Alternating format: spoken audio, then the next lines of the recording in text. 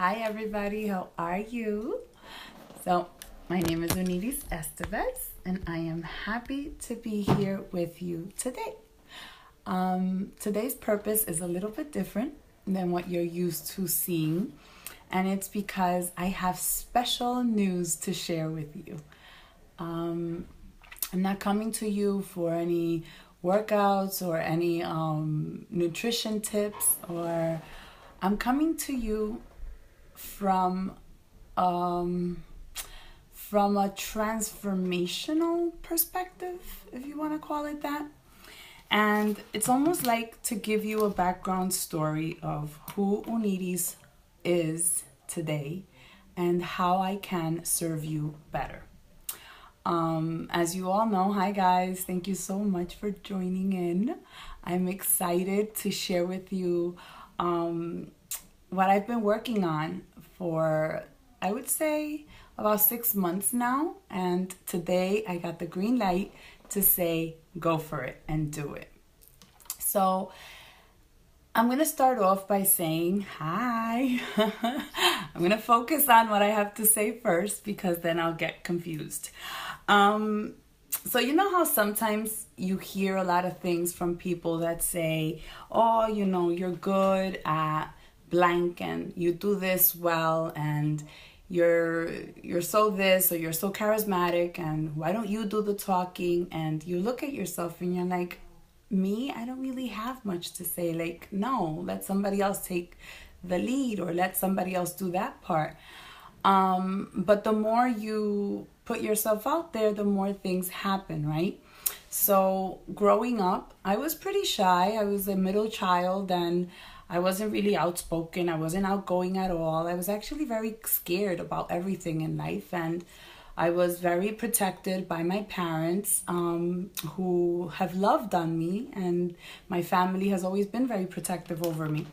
And I've been, you know, I wasn't talkative as a child, believe it or not. I became talkative after participating in church activities and taking leadership roles in church. That's where I became more of an advocate for what I believed. I was more of a leader. I took more leadership roles.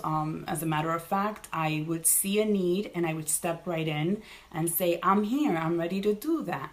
You know, at 17 years old, myself and a group of 10 other people, young kids, went up to a priest in Bushwick, New York, and we asked for us to open a youth service that we could just get together and praise and worship God and speak about His Word.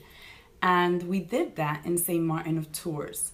And I was the leader with my other friend, Neri, and my sister, who was like 12 or 14 years old. And that was the first time that I had to step out of my comfort zone and teach what I learned to others.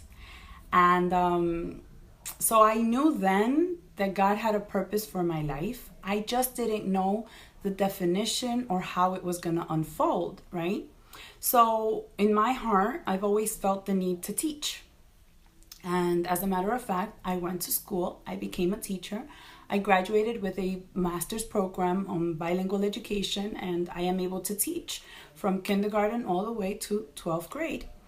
And I find love and I find joy and I find passion. Like I could teach for days. And you know, when you see that sparkle in a child's eyes, I can see that and I feel like I'm alive, like I'm doing something with reason.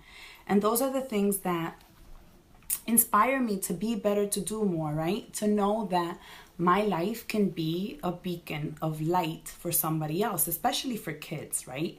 So I've worked really hard at putting myself out there in the line of service. Little did I know that as life went on, you know, I was living life. I was being a teacher. I got overwhelmed with work, with school, and with all of that. And I overate, and that produced extra weight in my life. And I became overweight. And then I also dealt with a lot of mind battles, and I also dealt with a lot of issues of, feeling inadequate and feeling that I didn't have anything to give, and I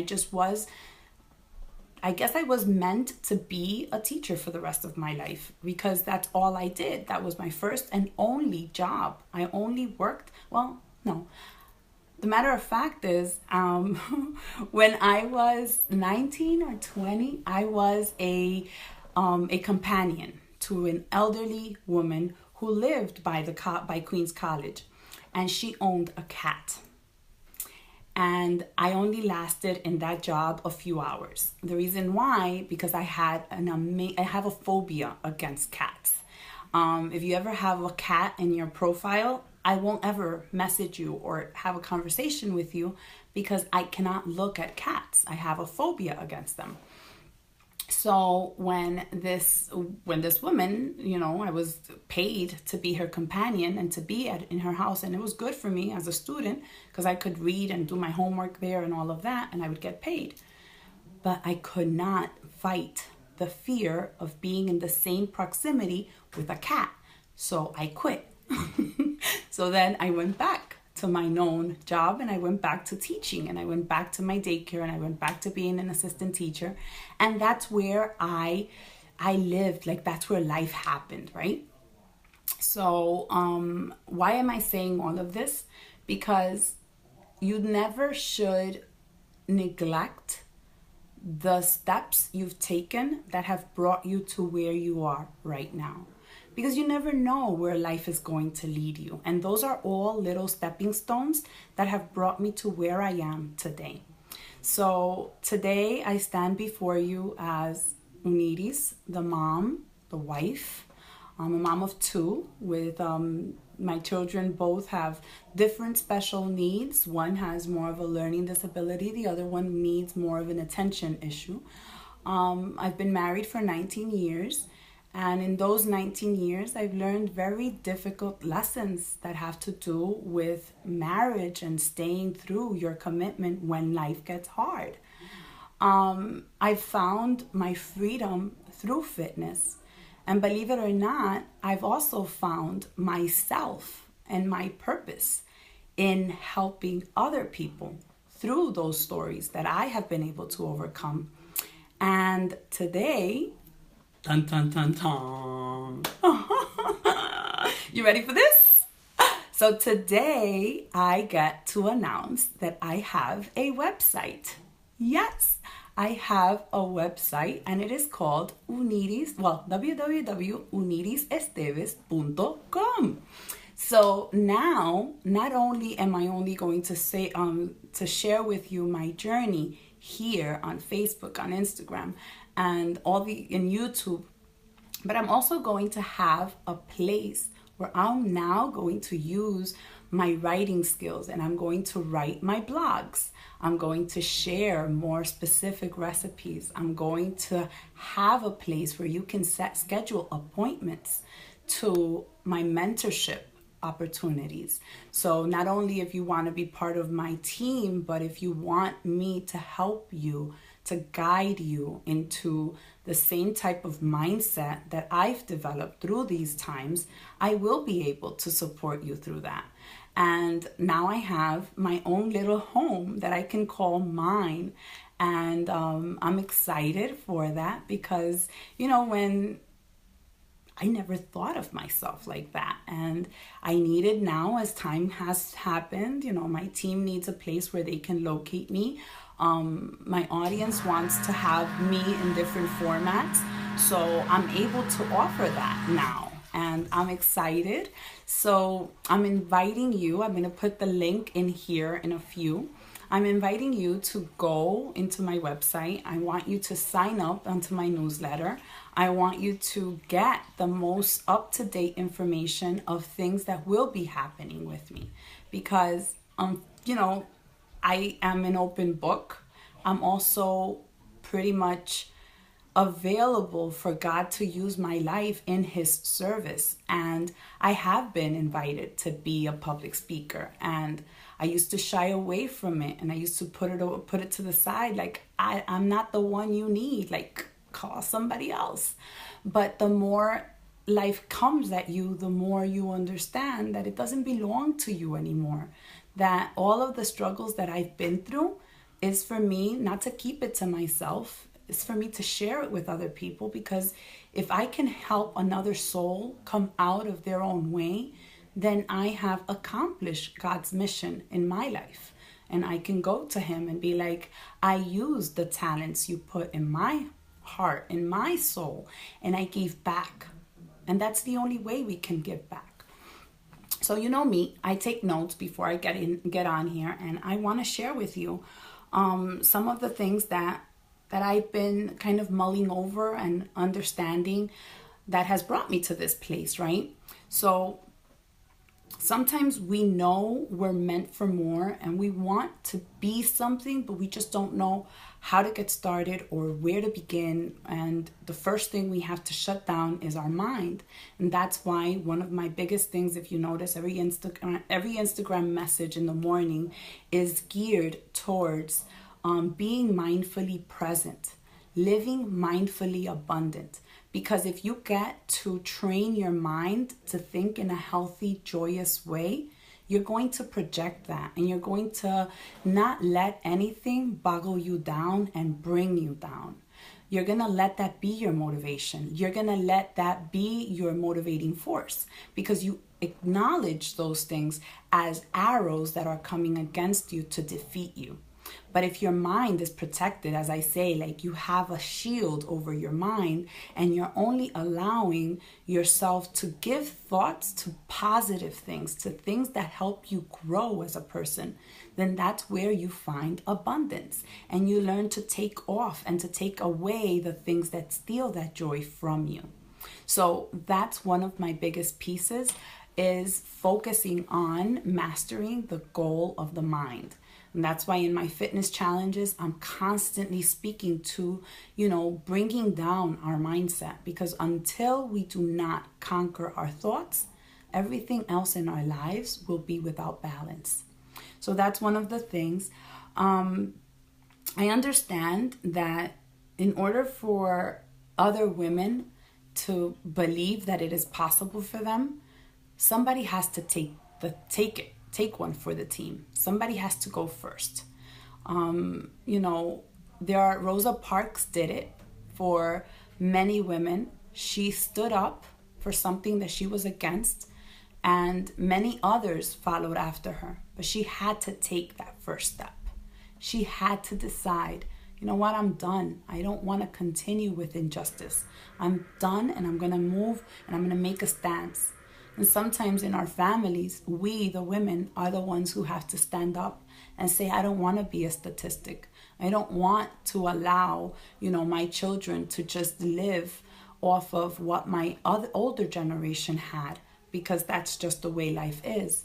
No, we have the right to stand up and make a difference by changing ourselves first, and then impacting our future generations.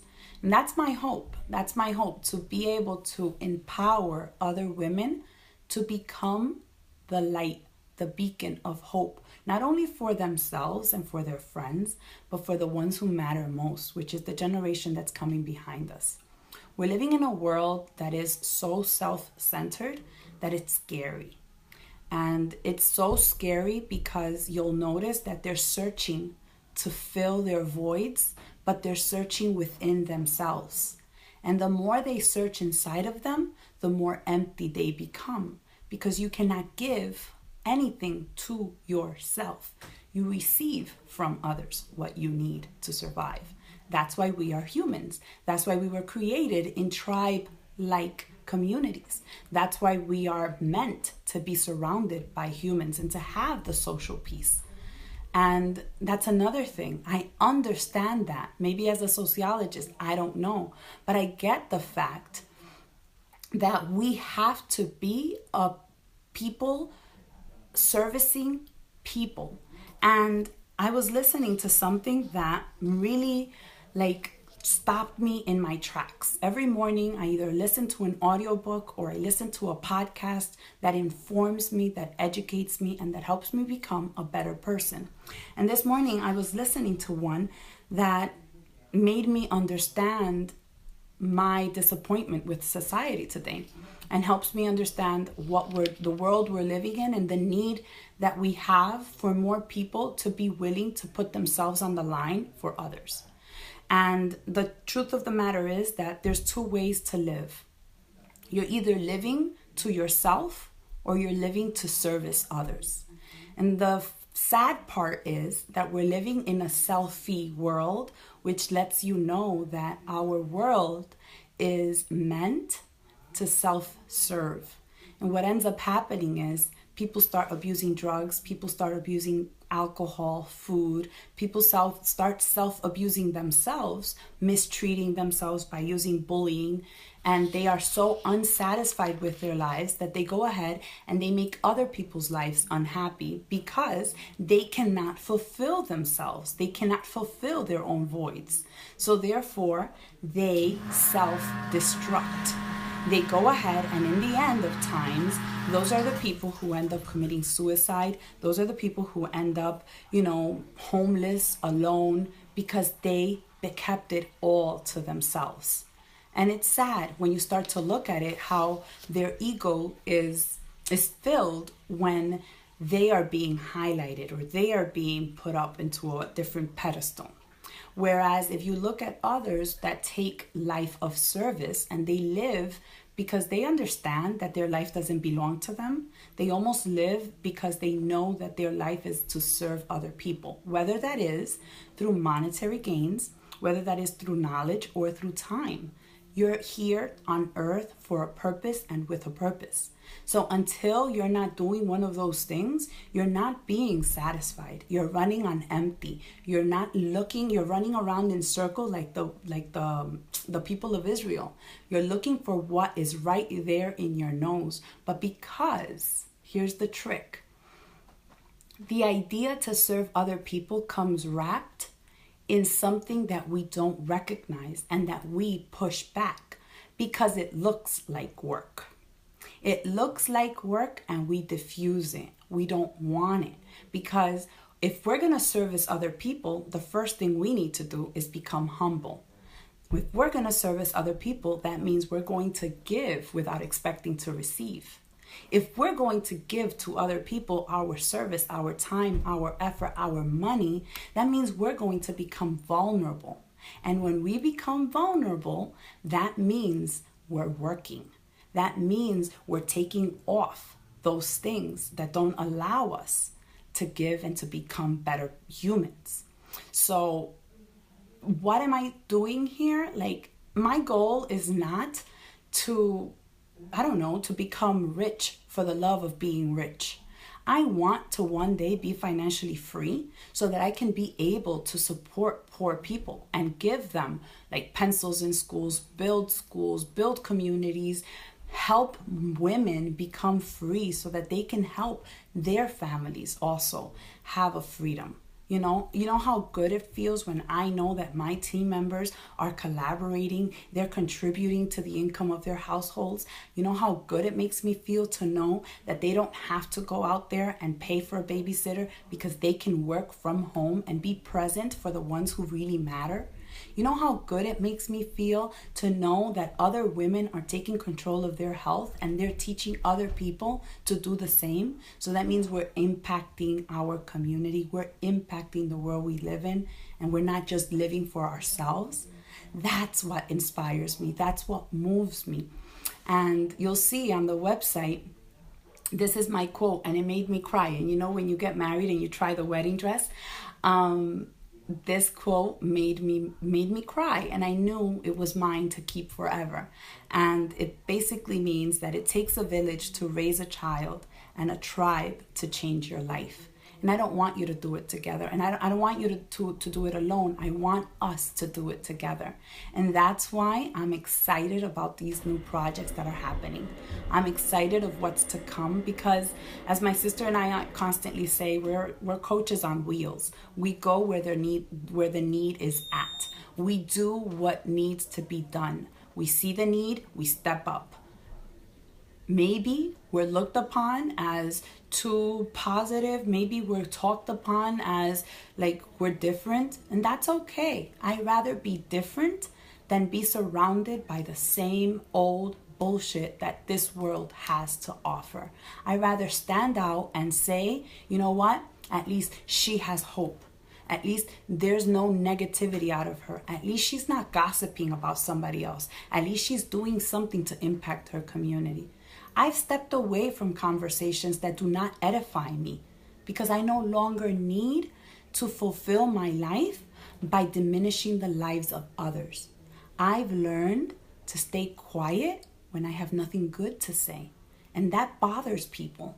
That bothers people when you step away from their negative conversations.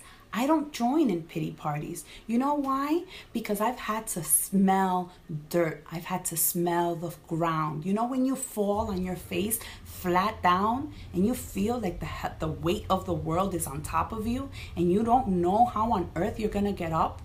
I've felt that. So it's okay that life is going to get hard. I'm fine with it. I don't want it to be easy because what comes easy goes just as easy. I'd rather work hard for what I'm going to get.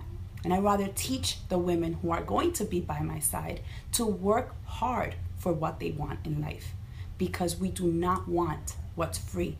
This world doesn't have anything that is for free. Whatever comes for free has a price tag attached to it. Check it. You can't go anywhere and think that something is going to be free. Something you're going to have to give back in return.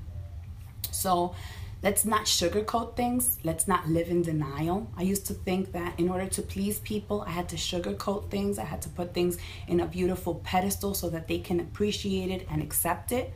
That's no longer a need in my life. This is me. Take it or leave it. But I'm not going to put a front so that you can like me. I'm not going to go into your world so that you can like me. I'm going to stand here and be who I am, whether I stand out or not, because I understand that God placed a talent in my heart and in my life that I need to put forth. And it takes courage. And sometimes I get pushed down because I'm human. But you know what? The one who lives inside of me is much stronger and much more powerful. And there is never a weapon that will be formed against me that will prosper because he's on my back. He's got my back and I don't need a man. I don't need friends. All I need is his back. And as long as I've got him, I've got everything I need. And you know what, guys? That's what I wanted to announce to you. I wanted to announce that I am putting myself out there. If you thought I was servicing you before, I'm coming at you with my full heart in my hand. And I'm ready to give you what I've received, because by grace you receive and by grace you give back, and it will be multiplied in abundance. Maybe not for you, but for the generations to come. So please, I'm going to put down here the link to the website. I want you to go in and I want you to sign up for my newsletters. I'm going to be sending you newsletters on a monthly basis. I'm also going to, just so to give you a snapshot, I'm going to be getting certified to teach live Core de Force training. I'm going to be posting those live trainings where they will be happening. My sister and I actually will be hosting live events to speak about empowerment and women, moving forward as entrepreneurs and in business. We're going to be doing nutrition classes. We're going to be sharing with you the gifts that God has placed in our hearts, because we understand that we don't want them to be inside of us and that we implode. We want to put them out there so that you can put them to good use and they can continue to spread like a good seed on fertile land. So be blessed, and don't forget, you must be a blessing to somebody else, because we cannot do it alone. And in this world, we're either living for self or living to serve. And I rather live to serve. And if you're living to serve and you want to be part of a community like ours, then you need to stop overthinking yourself and put yourself in the service of other people. All right? If you have any questions for me, you can comment them below. I know that Thank you, Carol. When people used to tell me, oh, you're an amazing speaker, I'd be like, no, and I would diffuse it. But I learned to embrace, cuando alguien te da un piropo, when somebody says, you know, you're beautiful or you do this well, embrace it, accept it, because you're growing from it. And sometimes we push it back so much that we lose our own belief in ourselves. And that's how, you know, we take the power away from the gifts that God has put in our lives. And who knows? There may be talk about retreats happening, but we are putting that in prayer. So if you're the praying kind and you believe in the power of miracles, then I want you to add us to your prayer life. Just mention us every now and then and ask God to guide us and to give us wisdom so that we can do and develop the ideas that He puts in our hearts. All right? Thank you so much, guys. Really appreciate it. Thank you, Henry. Thank you, Patricia. Bye.